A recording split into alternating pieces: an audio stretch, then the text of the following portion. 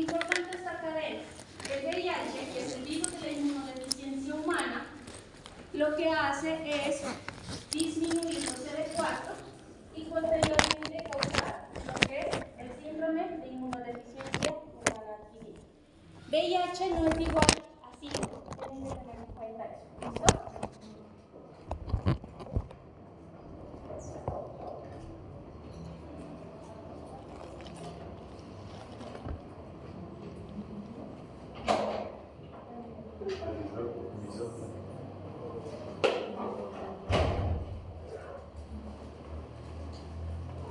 Entonces, ¿cuál es la historia natural de la infección? Entonces, inicialmente tenemos una transmisión viral. ¿Listo? Este ya dijimos, es un virus. ¿Por qué el medio se puede transmitir?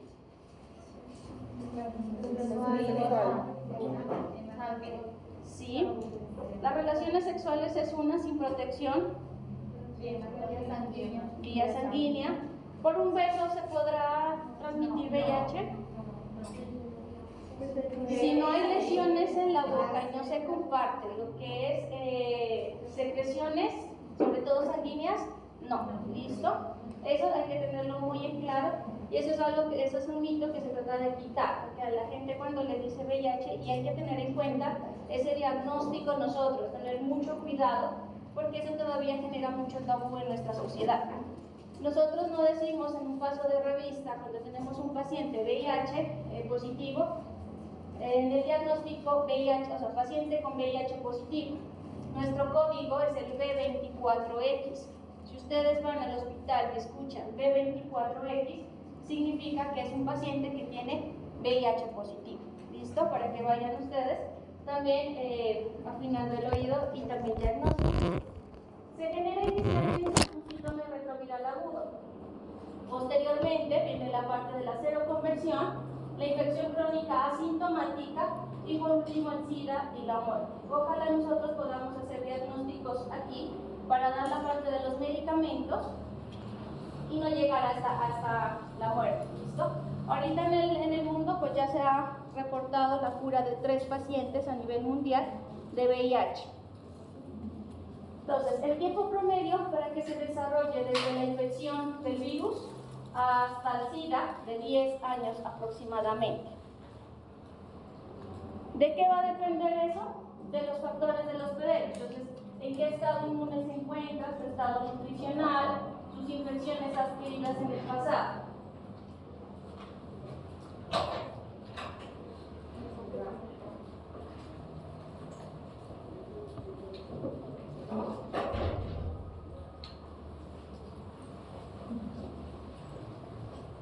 ¿De qué más también depende la parte del tiempo, las características del virus y la intervención terapéutica con los antirretrovirales? ¿Listo? Entonces, ¿de qué depende también? De qué tan juiciosos sean los pacientes para su tratamiento, qué tanta adherencia tienen ellos al tratamiento. Entonces, como lo decíamos al inicio, una de las principales causas de transmisión es la vida sexual en el 90%. Esto también puede traer coexistencia de otras infecciones de transmisión sexual que van a aumentar el riesgo de padecer VIH, sobre todo las úlceras genitales. ¿Listo? Si es un paciente que ya está cursando con ¿qué nos causaba una lesión de úlcera genital? Sífilis, ajá, y el chancro, ¿cierto? Entonces, si esa persona trae una lesión y entra en contacto sexual sin protección con un paciente que tiene VIH, pues el riesgo es mayor. ¿Listo? Infecciones por sangre y hemoderivados en un 2% de los casos. Ya no se mira tanto el que las transfusiones de sangre se corre este riesgo porque sí se tienen las medidas estrictas para evitar esto. ¿Listo? Y los drogadictos intravenosos que comparten pues las mismas jeringas. Entonces ellos pues aparte de tenerlas, inyectarse, su vida sexual también con la parte de las drogas, pues no tienen cuidado y pues tienen mayor riesgo de infectarse. Y la transmisión vertical. La madre que está infectada transmite infección al hijo, también se puede hacer en el embarazo, el trabajo de parto, la lactancia. Entonces, en medidas está contraindicado el parto, pues a ellas se les es por cesárea para disminuir el riesgo y no pueden lactar. Doctora, ¿y si de pronto salpica la sangre de los enfermos en los ojos, no hay problema o si hay que hacer? Hay que estarse haciendo. En los ojos sí, porque la mucosa de los ojos sí absorbe. Entonces, si la otra persona tiene, sí hay que hacerse la profilaxis. Tengan mucho cuidado cuando ustedes vayan al hospital y estén haciendo procedimientos. Entonces, utilicen gafas, utilicen sus elementos de protección, porque no sabemos si ese paciente tiene o no tiene. Y si tienen algún accidente, como que se pinchen con una aguja, les salpique sangre o secreciones en los ojos, avisen. ¿Listo? No importa la hora que sea, ustedes cuando vayan a prácticas tienen una ARL, que ya el próximo semestre les hable, pues en la inducción deben de darles la parte de las ARLs, donde tienen que llamar y tienen que entrar por urgencias. ¿Listo? Porque sí tienen que hacerse exámenes y saber si esa persona es o no con VIH. Y accidentes de riesgo biológico en trabajadores de la salud, nosotros, ¿listo? Entonces sí debemos de tener mucho cuidado, utilizar nuestros elementos de protección, las gafas, los guantes, y más si tenemos el contacto con un paciente que sabemos que es VIH positivo, aún más tener más medidas de prevención. Entonces, ¿cuál es el síndrome retroviral agudo? Se presenta 2 a 3 semanas después de la infección, ¿listo? Cuando ya hemos entrado en contacto con el virus, entonces las manifestaciones iniciales, que son muy ambiguas, se presentan 2 a 3 semanas. ¿Cómo se presentan? Inicialmente dentro del organismo empieza a disminuir la carga de los CD4 y se empieza a elevar la viremia, ¿listo?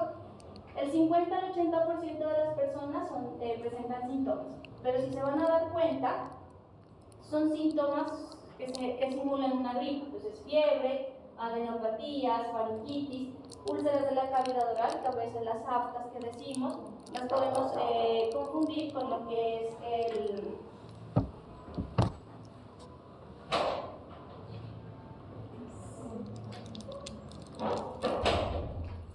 las podemos confundir con otras patologías. Y también exantema morbifiliforme, son punticos que salen en la parte de la piel. Duración de los síntomas promedio 14 días y pueden ser hasta 2 meses. ¿Listo? De ahí viene la seroconversión. ¿Qué es esto? Son 3 semanas después de disminuida la viremia plasmática, es decir, que los anticuerpos citotóxicos empiezan a actuar, sobre todo los tipo IgG contra proteínas de la envoltura y de la core viral. ¿Listo? Todo esto lo deben de ustedes, lo van a mirar con la parte de la doctora Alexandra. Ella debe explicarles qué pasa en la parte de la envoltura, cómo viene diseñado el virus y por qué los anticuerpos citoplasmáticos empiezan cómo se empiezan a formar. El título de carga viral cae ya a un nivel basal, es decir, que empiezan a disminuir. ¿Por qué? Porque tenemos, digámoslo así, una inmunidad que trata de defendernos, pero eso pues no es suficiente. Entonces, pruebas para detectar anticuerpos contra el virus, aquí ya son posibles y ya nos pueden decir que son positivos. El problema es que la infección crónica ya se vuelve asintomática y el paciente puede estar infectando a muchas personas y sin saber los que estén con ellos, o con ellos. Entonces, la mayoría de las personas VIH positivas carecen de síntomas durante este tiempo. Otros presentan adenopatías generalizadas, ¿listo? Pueden llegarnos. ¿Qué son las adenopatías? Nosotros sabemos que tenemos ganglios a nivel de todo el cuerpo y empiezan a aumentar de tamaño, ¿listo? Pero no duele. El conteo de CD4 empieza a descender gradualmente, entonces empezamos a tener títulos más bajos, pero no todas las personas que tengan adenopatías nosotros le vamos a mandar el CD4. Entonces siempre nosotros en nuestra consulta sí debemos, pacientes que tengan ganglios, preguntar si en las semanas pasadas estuvo con fiebre, si le aparecieron como los punticos rojos en todo el cuerpo, si tuvo pues lesiones en la boca, y sobre todo qué tan cómo es sus relaciones sexuales y si usa protección. ¿Listo? Si nos da para ser sospechoso, entonces podemos utilizar este tipo de paraclínicos. En la fase final del periodo pueden presentarse ya patologías en la piel y en las mucosas, entre ellas dermatitis seborreica. ¿Listo? Esa es un tipo de lesiones en la piel, sobre todo como cuando nos empiezan a doler y se ponen como rojas partes de la piel. ¿Listo? La psoriasis, entonces también empiezan a formarse placas en la piel, sobre todo en la parte de los codos. La foliculitis pruriginosa, entonces son inflamaciones de donde salen los vellitos y sobre todo rascan mucho. Las úlceras de cavidad oral, el herpes genital a repetición, la dermatofitosis de difícil manejo y trombocitopenia autoinmune y candidiasis mucocutáneas. Posteriormente progresa la infección, la carga viral empieza a aumentar y los CD4 pues empiezan a disminuir. Si el recuento de CD4 es menor de 200 células por milímetro cúbico, decimos que enfermedades por gérmenes oportunistas empiezan a tener complicaciones neoplásicas. Entonces, aparte de que empezamos a descender toda la parte de inmunología nuestra, las células neoplásicas, aparte de eso, pueden aprovechar y también crecer. Entonces, pacientes que también pueden tener concomitantemente un cáncer. Y pacientes sin tratamientos antirretrovirales, las autoridades pueden tener este recuento desde aproximadamente 3.5 años. Para nuestro diagnóstico inicial es importante, la prueba rápida que vamos a mirar, que es como en las pruebas de embarazo. ¿Listo? Colocan ahí sangre y posteriormente se pintan, si es positivo, las dos rayitas. Esa es la prueba rápida, es como una prueba de embarazo. Después de eso, si sale positiva, se deberá de mandar la ELISA, que ya nos dará el diagnóstico si es positivo, y posteriormente deberemos de enviar la carga viral y el recuento de CD4. Y con eso, pues para iniciar los tratamientos. Entonces, miren esta imagen. Esta es la historia natural de la infección. Entonces, aquí tenemos la infección primaria, el primer contacto. ¿Listo? Entonces, aquí están nuestros conteo de nuestras células CD4 y aquí está en años, el tiempo. ¿Listo? Entonces, inicialmente nuestros CD4 o nuestros linfocitos T deben de estar con una inmunidad alta. Entonces, si nosotros tenemos contacto aquí con el virus, posteriormente empiezan a descender. Entonces, si se dan cuenta que más o menos a las 6 semanas de que ha descendido, empieza a ver el primer pico y es donde empiezan los síntomas. Posteriormente, estos empiezan, pues ya le dije, por los linfocitos T, aumentan un poquito más y la carga baja, pero no significa que no estemos con la infección. Una vez que baja aproximadamente a las 12 semanas, tenemos una parte asintomática que pueden pasar incluso, miren, hasta 7 años. ¿Listo? Sin ningún síntoma. Y es aquí, donde empiezan los pacientes a contagiar a los que tengan contactos con ellos. ¿Listo? En este caso, los linfocitos o los CD4 pues tratan de mantenerse como a un nivel promedio, digámoslo así. Esta se llama la latencia clínica. ¿Listo? Posteriormente, el recuento de los CD4 empieza a bajar y aprovecha, pues por la carga viral aumenta, y aquí es donde ya tenemos los síntomas más generalizados. Y aprovechen aquí también las infecciones oportunistas y llegamos a lo que es el periodo de muerte si no tenemos tratamiento en ese tiempo. Entonces, esa es como un poquito más clara. ¿Listo? Dentro de los exámenes complementarios, entonces hay que prevenir pruebas hepáticas, lo que es ALT, AST, la fosfatasa alcalina, las bilirubinas, ¿listo? Porque también afecta a nuestro hígado. La carga viral, con esa, pues para iniciar el tratamiento y hacer seguimientos, parcial de orina y creatinina. ¿Por qué? Porque este virus ataca todo el sistema, los órganos de nuestros sistemas. Entonces también nos puede atacar el riñón. El hemograma completo con recuento de células. ¿Listo? La inmunoglobulina G para Toxoplasma gondii. todo el perfil lipídico, el conteo de CD4 y CD8, pero eso se lo está tratando ahora solo para el diagnóstico inicial. Lo último que nos dieron una capacitación, nos decían que ya no se está haciendo el seguimiento con el CD4. Antes hacíamos seguimiento de tratamiento con carga viral y CD4, pero ahora ya no se lo está utilizando, o sea, no se lo solicita tanto para el seguimiento, sino inicialmente para el diagnóstico y posteriormente solo con cargas virales. La prueba de tuberculina, glicemia, anticuerpos contra hepatitis C, contra hepatitis A, porque aprovechan todas las otras infecciones oportunistas para atacar a ese paciente. Antígeno de superficie para hepatitis B, la hormona de tiroides, la densitometría ósea, radiografías de tórax, electrocardiograma, evaluación de riesgo cardiovascular, prueba rápida para sífilis, citología vaginal. Debemos hacer remisión a psicología, oftalmología y odontología. Entonces miren que estos pacientes necesitan una atención integral.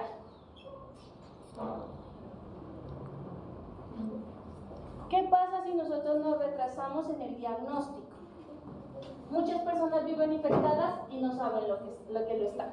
¿Listo? Entonces la parte sobre todo sexual sin protección, debemos de pensar en esta infección. ¿Listo? Entonces el condón no solo previene para nosotros embarazo, sino infecciones de transmisión sexual, y sobre todo VIH.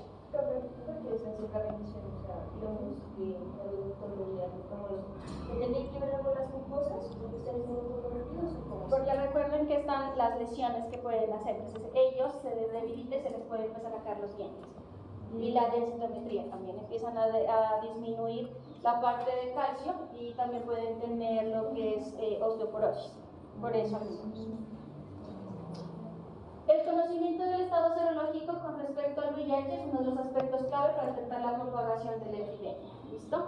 Y la reducción del tiempo que pasa entre la infección y el diagnóstico de VIH es una prioridad de los programas de prevención de VIH. Ahorita hay unos programas de VIH, entonces aquí en la universidad incluso a veces saben hacer las campañas de que se hagan las pruebas. Es bueno saber, porque incluso como miramos en la anterior imagen,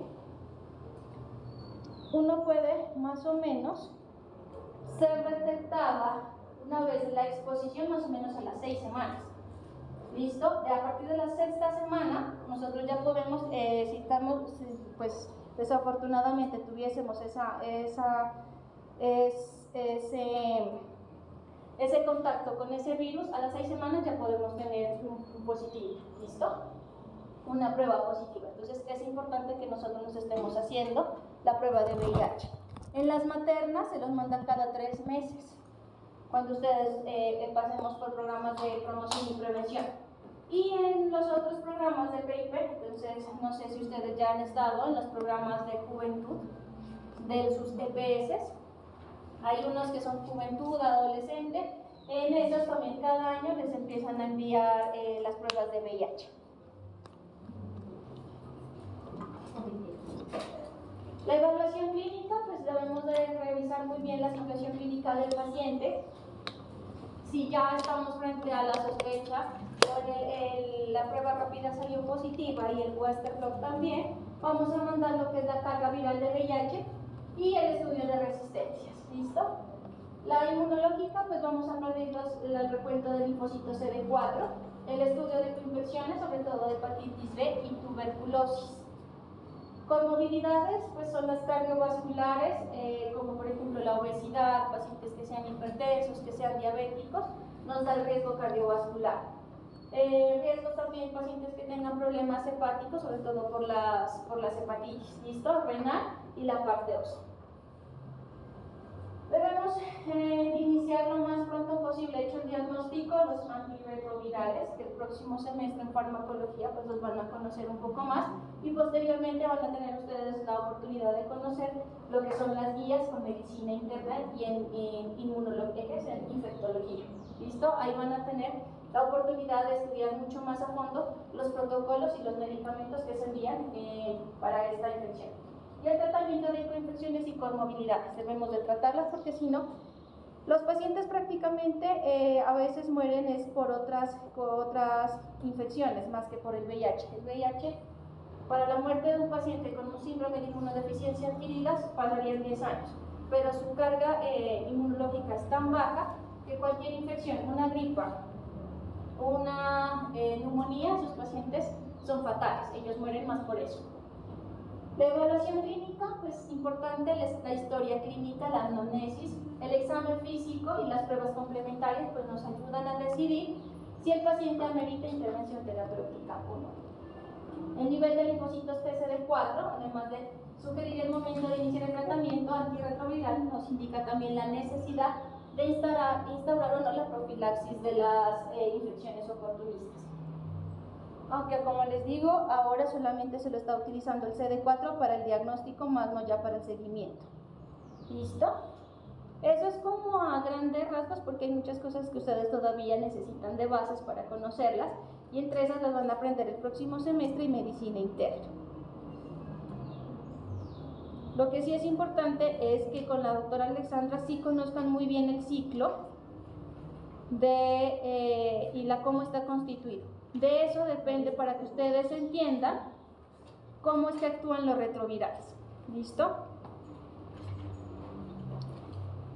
Y el otro virus que también para nosotros es importante y que se transmite por vía sexual es el virus del papiloma humano.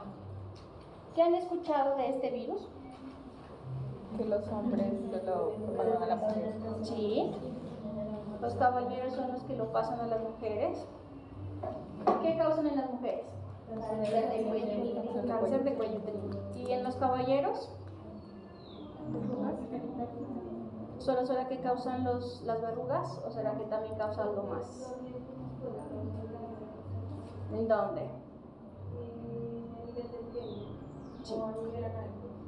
También puede dar cáncer de ano o cáncer de pene en los caballeros, ¿listo? Pero pues es más en las mujeres, dentro de los causantes del virus del papiloma humano, del cáncer de cuello uterino. Entonces el VPH también pertenece a la familia de los Papillomaviridae y son el virus común que pueden causar verrugas, ¿listo? Entonces a veces nosotros nos salen verruguitas en la piel y son el VPH. Y ahorita vamos a mirar que existen más de 100 tipos, son muchísimos, ¿listo? Los virus del papiloma, 40 de los cuales afectan las mucosas anogenitales. Teniendo en cuenta su potencial oncogénico, se dividen en dos grupos, unos de bajo riesgo, que son los que causan las verrugas genitales, y los de alto riesgo para mujeres, que producen cáncer de cuello uterino, vulva, vagina y ano, y en hombres, pues cáncer de ano y de pene, como lo dijimos. ¿Con el doctor Ronald ya miraron lo de citología? Sí. Entonces con él se mira toda esta parte. Entonces, ¿cuál es el virus que causa cáncer? ¿Qué te parece? ¿Qué tipo? Él te voy a haber dicho, son dos. ¿Cuáles? Y 18.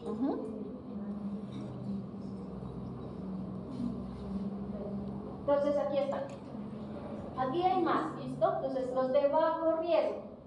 El 6, el 11, el 40, el 42, 43, 44 y 61. ¿Listo? Presentan lesiones benignas, sobre todo las condilomas o las verrugas genitales. Y neoplasias intraepiteliales de bajo grado, con mínimo riesgo de progresión a las lesiones de alto grado. ¿Listo? Y los de alto riesgo, pues acá están, son el 16 y el 18, que son los más comunes. ¿Listo? Son los que nos pueden causar, los que se tipifican más, ¿listo? Que pueden causar lo que es cáncer de cuello uterino. Pero también, si se dan cuenta, son muchos: 31, 33, 35, 39, el 45, 51, 52, bueno, en fin. Los más comunes, el 16 y el 18. Los cuales, bajo la forma de infección persistente, pueden conducir al cáncer, y entre los dos tipos más comunes, lo que ya lo dijimos, el 16 y el 18. Entonces, los genotipos 16 y 18 causan aproximadamente el 70% de los casos de lo que es el cáncer de cuello uterino, ¿listo? A nivel mundial. En Colombia, estos mismos genotipos presentan una prevalencia del 63.1% y causan más de la mitad de las neoplasias intraepiteliales cervicales, ¿listo? Lo que es el NIC de grado moderado o NIC 3, o grave, el NIC 2 o grave el NIC 3, ¿listo?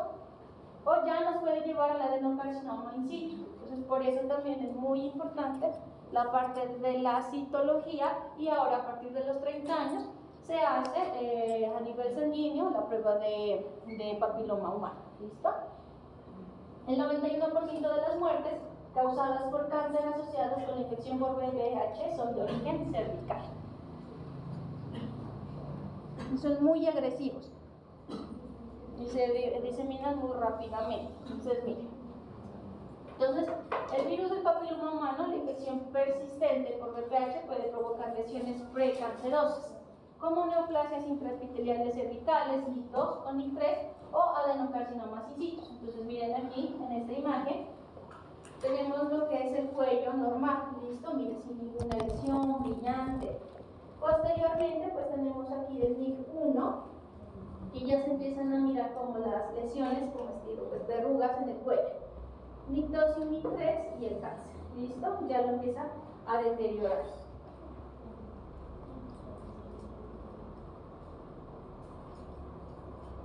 Entonces, el tiempo entre la infección inicial por VPH y el desarrollo del cáncer promedio son de 20 años, ¿listo? Entonces, miren que inicialmente, pues en el primer año tenemos la infección inicial, posteriormente empiezan a haber infecciones persistentes y ya a los 20 años se puede empezar a desarrollar lo que es el NIC2 o NIC3, ¿listo? Y eso puede llevarnos a cáncer. Y pues aquí podemos tener en esta parte, ojalá podamos ser diagnosticados por las mujeres y poder tener un manejo para la parte de la infección de VPH. ¿Qué se le hace a esas mujeres? Se cauteriza el cuello, ¿listo? Entonces se hace con electrocauterio, se quema la lesión en el cuello. Eso pues, es un poquito molesto. Igual se trata de colocar anestesia, aunque el cuello no tiene mucha vascularización, entonces casi no les va a coger. Es un poco molesto, pero pues sí se puede dar tratamiento y posteriormente hacer seguimiento. Entonces, la infección por VPH es más frecuente en las mujeres menores de 30 años. Entonces, ese es el problema, que nos dan a mujeres muy jóvenes y ya más o menos a los 50 años, porque recuerden que a los 20 años empiezan a ver todos los cánceres. Mujeres de 50, de 60 años, pues son persistentes todavía, digámoslo así, jóvenes, que empiezan a desencadenar lo que es el cáncer del cuello uterino. En la mayoría de los casos esta infección es transitoria y solo en algunas personas infectadas la infección se hace persistente. Entonces lo que hace es hacerse la cauterización y posteriormente, digámoslo así, que tiene tratamiento y cura, es la parte del virus.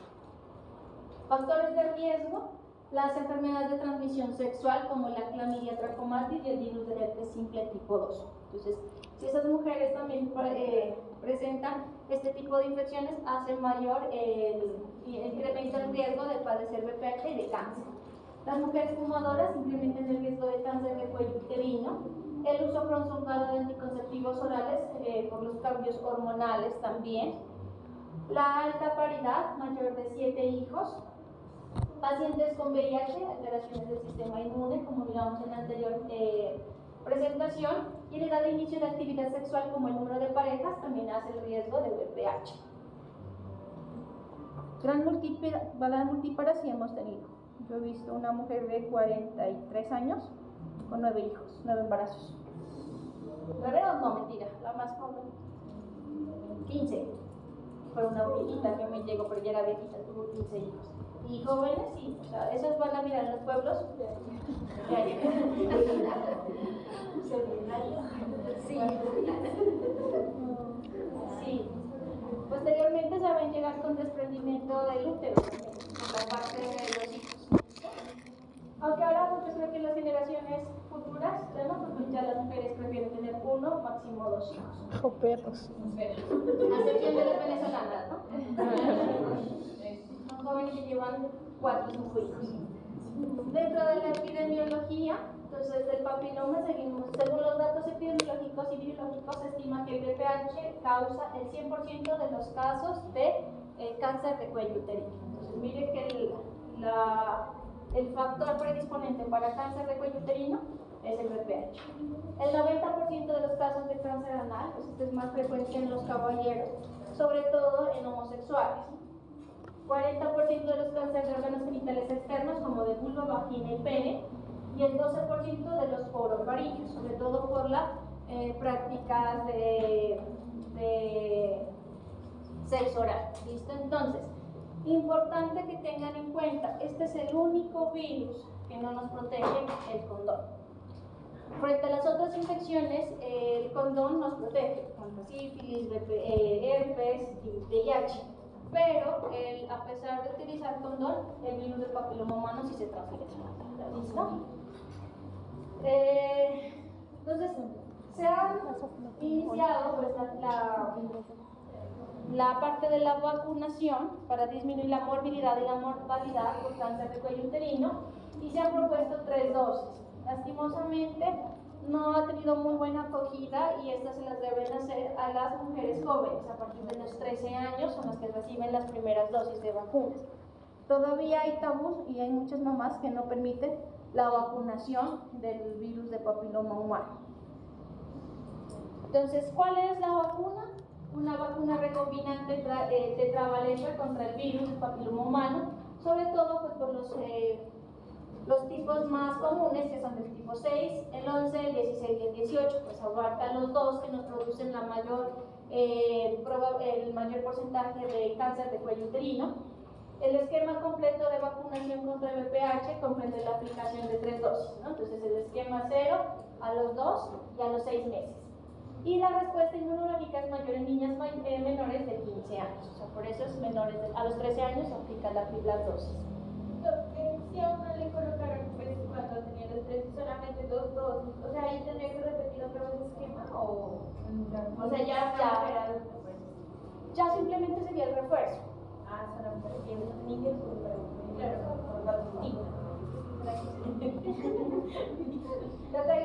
pues la idea es que hubiese sido antes de los 15 años y que no hayan tenido relaciones sexuales. Eso pues eran las condiciones, por eso se dejaba ese corte a los 13 años, porque ya mujeres de 14, 15 años, en la actualidad en la que estamos, la mayoría han iniciado vida sexual. Entonces, la condición pues, y que se miraba que mejor le iba a las mujeres era que no hubiesen iniciado vida sexual a los 13 años.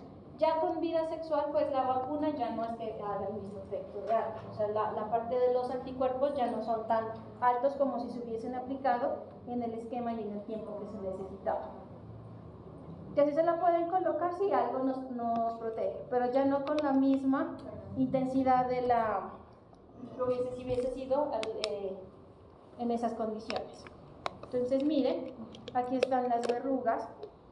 Niños que les lleguen así, chicos, recuerden, sospechen de abuso sexual. ¿Listo? No es normal que un niño a nosotros nos llegue con esto. Y pues si ya nos llegan, esto pues indagar sobre las prácticas sexuales, ¿listo? Sobre todo en la parte de sexo oral. Y ahí también tenemos pues lo que es los condilomas. Miren, en lo que es en pene, los condilomas. En la parte anal, ¿listo? Y en la parte del pene.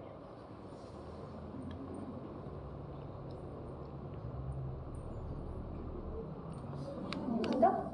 Y estos son las mujeres, el condiloma acuminado, lo que se llama. ¿Listo? Se vuelve como una coliflor.